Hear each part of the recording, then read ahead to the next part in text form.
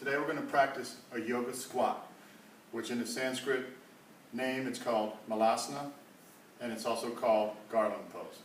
So what we want to do, we want to start with our feet spread and our toes turned out to about 20 or 30 degrees. We want our heels about 4 inches wider than the width of our shoulders. And what we're going to do is we're going to slowly sink back. We're going to sink all the way down. Okay?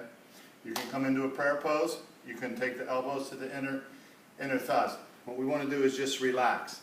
What this pose is good for is it's very healthy for the lower back and the quads. What it's doing is, as the hips sink down, it's going to draw the lower back even further towards the floor and then allow that lower back area to lengthen, which is going to improve our functionality. It's also going to lengthen the quads.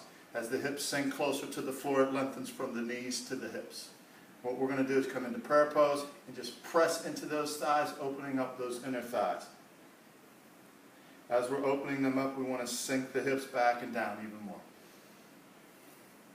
We just want to hold the pose for anywhere from 2 to 3 minutes. And after between about 45 seconds and a minute, you're going to feel those lower backs release and those sit bones come very close to the floor. That's our goal. Sink down. We want to focus on our breathing as we hold the pose.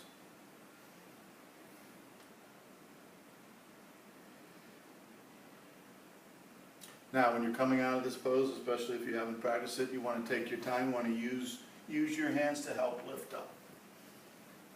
Now, what we want to do, second variation of this, is to bring the feet a little bit closer. You can still turn the feet out.